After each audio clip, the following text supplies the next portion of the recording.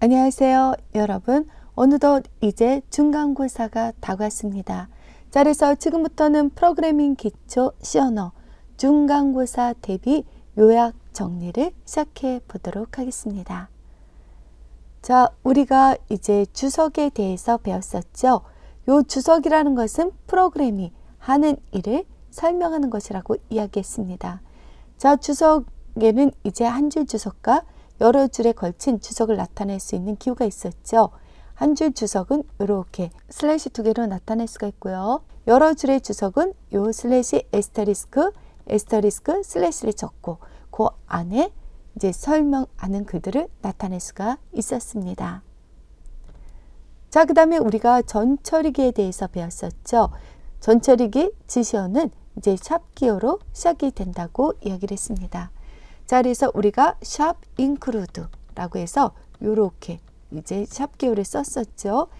그래서 그 다음에 우리가 시작할 때는 요 꺽쇠 가로 다음에 stdio.h라고 해서 스탠다드 인풋 아웃풋 헤더 파일을 소스 코드 안에 포함시키라는 의미의 문장을 적고서 시작을 했었습니다. 자, 그 다음에는 우리가 메인 함수에 대해서 배웠죠. 자, 이 메인 함수는 C 프로그램에서 가장 먼저 실행이 되는 함수라고 이야기를 했습니다. 그리고 이 메인 함수는 반드시 존재해야 된다고 이야기를 했었습니다. 자, 그 다음에 이제 함수의 구조를 우리가 살펴봤었는데요. 함수는 이렇게 우리가 int라고 해서 함수의 출력 타입을 적고 그 다음에 함수 이름, 메인, 그 다음에 여기다가 소가로 열고 닫고를 적었고 그 다음에 여기에 함수의 입력 타입이 들어갔죠. 그래서 우리가 비어있다 라고 했을 때는 소가로 안에 아무것도 적지 않을 수 있고 그 다음에 또 비어있다는 의미에서 void라고 적을 수도 있다고 이야기했습니다. 자, 그 다음에는 이제 중괄호 열고 닫고를 쓰고요. 이 중괄호를 열면 함수의 시작, 그리고 여기다가 함수에 이제 몸체를 놓고 그 다음에 중괄호를 닫으면 함수의 종료가 되겠습니다. 자, 그 다음에 우리가 리턴 문장에 대해서 배웠는데 이 리턴이라는 것은 함수를 종료시키면서 값을 반환하는 키워드입니다. 그래서 우리가 0을 이렇게 반환을 하게 되죠. 그러면 값을 반환하게 되죠. 그럼 우리는 처음에 시작할 때 int, 그 다음에 main, 그 다음에 소가리 열고 닫고 해서 이렇게 int를 함수의 출력으로 적을 수가 있었습니다. 자, 그 다음에 우리가 변수에 대해서 배웠었죠. 자, 변수라는 것은 우리가 메모리 공간에다가 일시적으로 저장할 목적으로 사용한다고 이야기했습니다. 자, 변수를 사용하려면 먼저 변수를 선언을 해야 된다고 이야기했습니다. 자, 정수형 변수일 때는 int라고 적고요.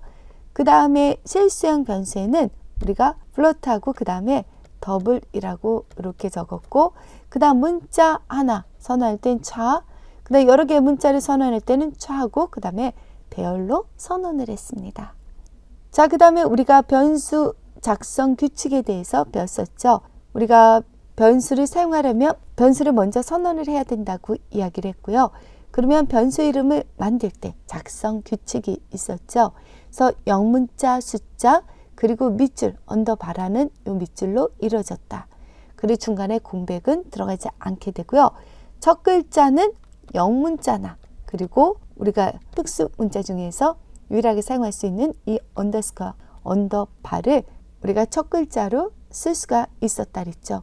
그리고 숫자는 사용할 수 있지만 숫자로 시작할 수는 없다라고 이야기를 했었습니다. 자, 그리고 대문자와 소문자는 구별하고요. 시언어의 키워드는 허용되지 않는다고 이야기를 했습니다. 자, 그 다음에 우리가 변수의 자료형에 대해서 우리가 살펴봤죠.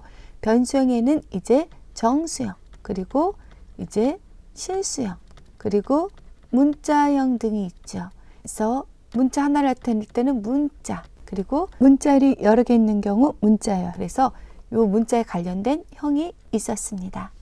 자, 그 다음에 이제 우리가 출력을 할 때 사용하는 함수가 있었죠. 그래서 printf라는 함수가 있었다. 자, 그리고 우리가 여기서 출력을 할 때 형식 지정자라는 걸 사용했죠. 그래서 정수형을 출력할 때는 %d, 그리고 실수형을 출력할 때는 %F, 그 다음에 문자 하나를 출력할 때는 %C, 그 다음에 문자열을 출력할 때는 %S라는 형식 지정자를 사용했습니다. 자, 그 다음에 scanf라는 거에 대해서 우리가 배웠었는데요. 키보드로부터 입력된 데이터를 지정된 형식으로 변환해서 변수에 저장하는 라이브러리 함수죠. 자, 그리고 scanf를 사용하는 방법에 대해서 살펴보면 scanf, 자, 그 다음에 이제 수가로 열고 닫고 하고, 그 다음에 여기에 형식 지정자를 적죠. 여기서 정수다. 그럼 %d를 적게 됩니다.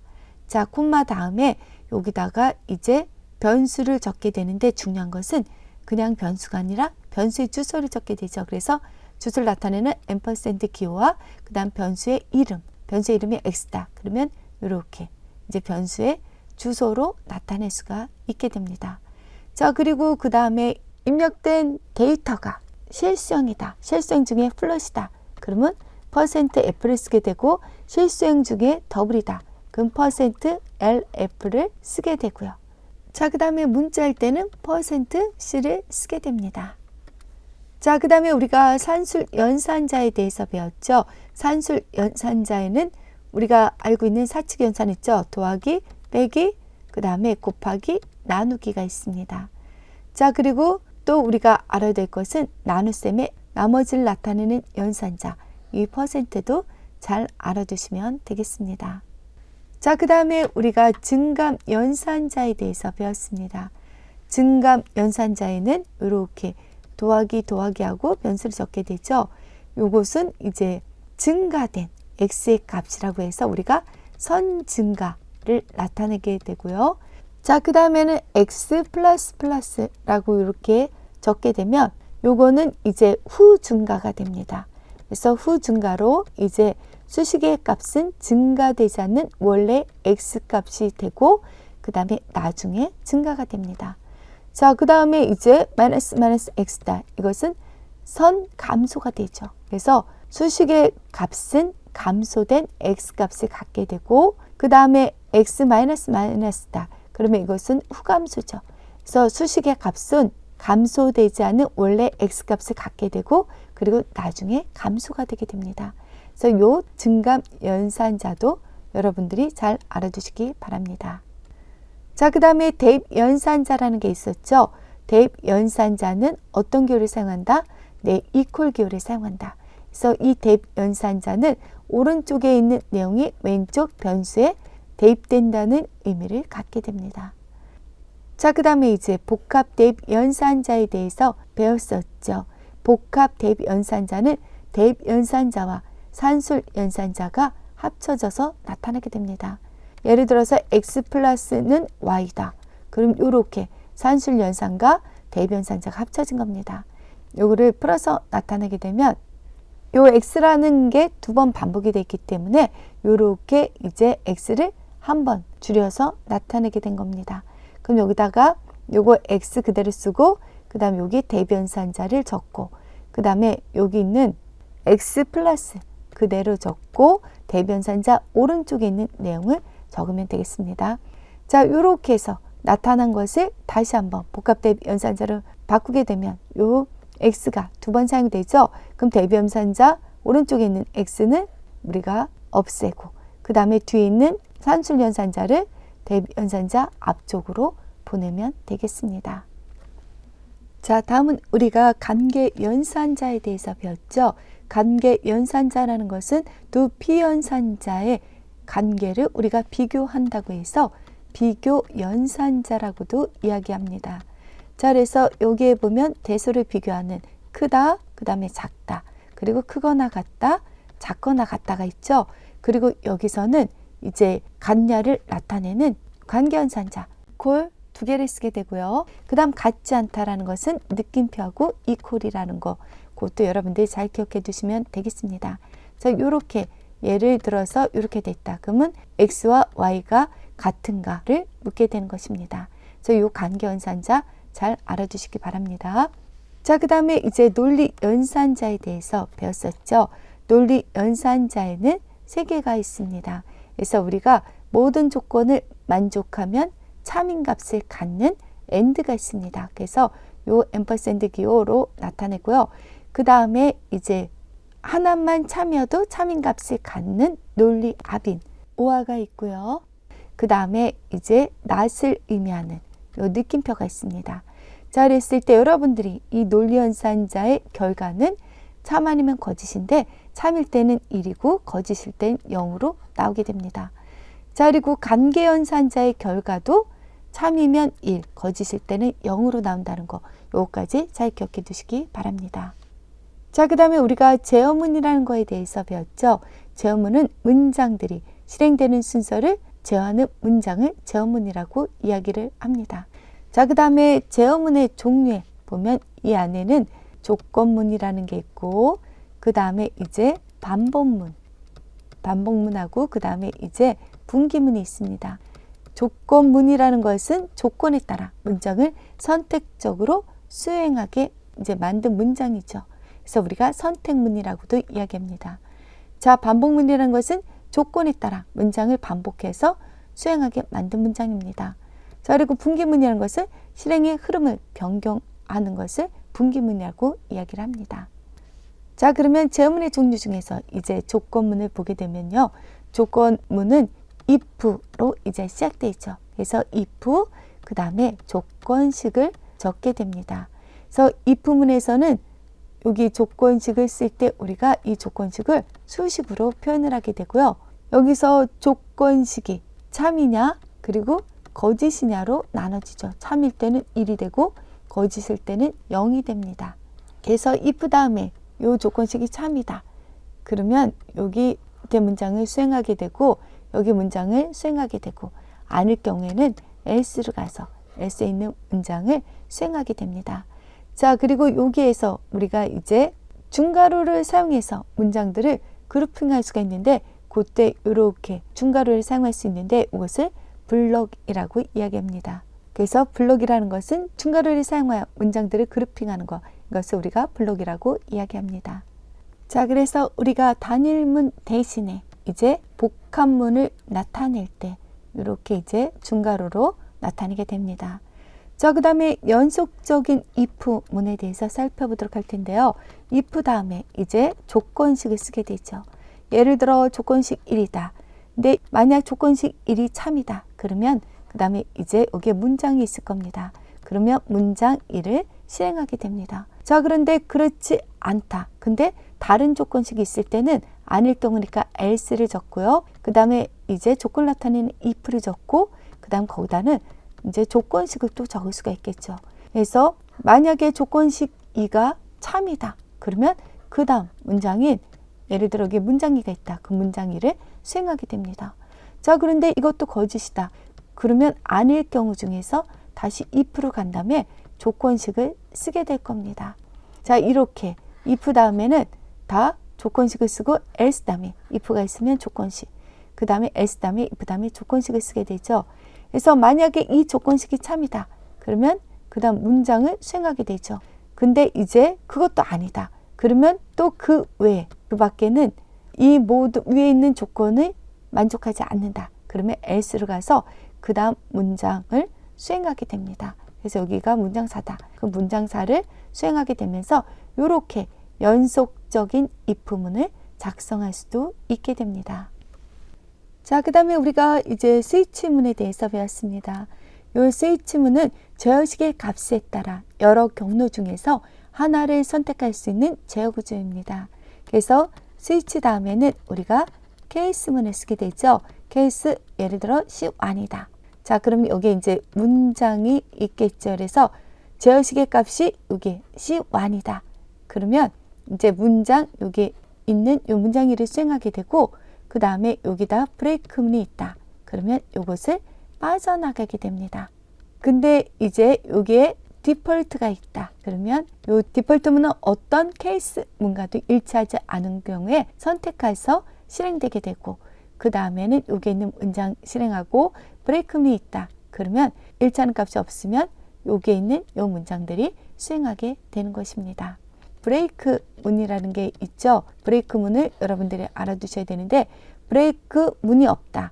그러면 선택된 케이스절 안에 문장들을 실행한 다음에 빠져나가지 못하고 계속해서 다음 케이스절의 문장을 실행해야 됩니다. 그렇기 때문에 원하지 않는 결과를 얻게 되는 경우가 생기게 됩니다.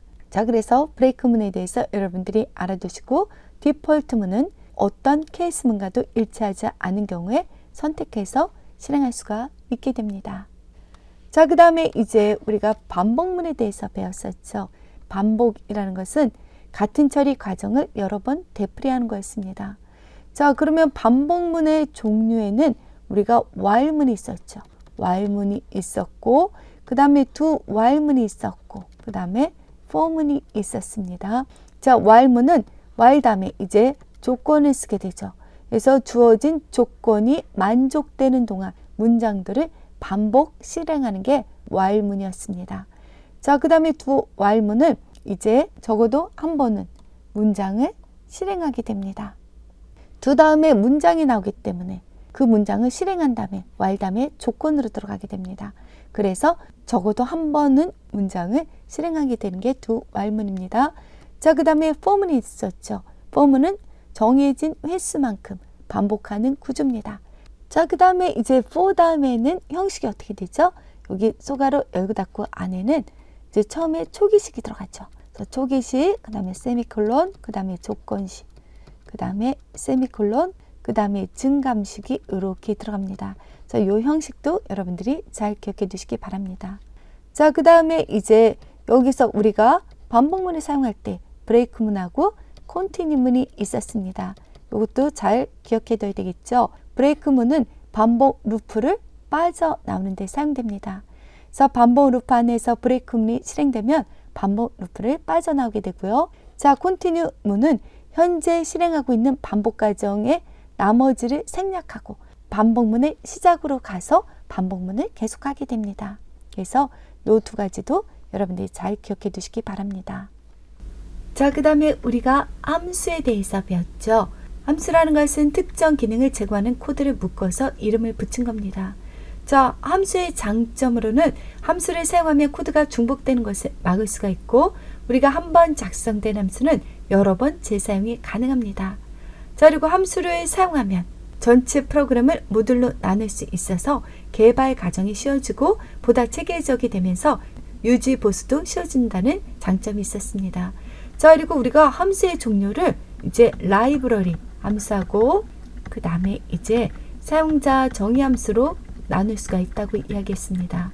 자, 라이브러리 함수라는 것은 C 프로그램에서 자주 사용되는 기능을 미리 함수로 준비해 둔 것을 우리가 라이브러리 함수라 했고요. 라이브러리 함수는 코드가 이미 만들어져 있기 때문에 프로그래머는 라이브러리 헤더를 포함하고 호출하면 된다 했습니다. 자, 그리고 사용자 정의 함수는 프로그래머가 직접 정의하고 호출하는 함수를 말한다 했죠. 프로그램에서 특정 기능을 제공하는 코드 부분을 묶어서 함수로 만들어 두고 사용할 수가 있다고 이야기를 했습니다. 자, 그리고 함수에 이제 보면 반환형이 있죠. 반환형은 함수가 처리를 종료한 후에 호출한 곳으로 반환하는 데이터의 유형이고요. 반환값이 없다. 그러면 우리는 보이드라고 적을 수가 있죠. 자, 그리고 사용자 정의 함수를 만들 때는 함수 이름은 식별자에 대한 규칙만 따르면 어떤 이름이라도 가능하고요. 우리가 특수문자 중에서 밑줄 기호 사용 가능하다고 이야기했습니다. 자, 그 다음에 이제 매개 변수라는 것도 있었는데요. 매개 변수는 함수를 호출한 곳에서 함수 안으로 전달되는 값을 저장하는 변수라 그랬죠. 그리고 함수를 호출할 때 실제로 전달되는 값은 우리가 인수 또는 인자라고 부른다고 이야기했습니다. 자, 그 다음에 이제 여러분들이 함수 원형에 대해서도 잘 알아두셔야 됩니다. 함수 원형이라는 것은 컴파일러에게 함수에 대해서 미리 알리는 것, 그것을 우리가 함수 원형이라고 이야기를 했습니다. 자, 그래서 함수 원형은 이제 함수의 이름, 자, 그리고 그 다음에 이제 매개 변수, 그 다음에 이제 반환형을 함수가 정의되기 전에 미리 알려주는 것입니다. 그래서 함수 원형은 함수에 대해 세미콜론만을 추가한 것과 같다는 거, 여러분들이 그거를 기억해 두시면 되겠습니다. 자, 그 다음에 이제 수학 라이브러리 함수에 대해서 우리가 배웠었는데요. 3라는 함수가 있었죠. 이거는 x보다 작지 않은 가장 작은 정수를 우리가 나타낼 때 사용하는 함수였죠.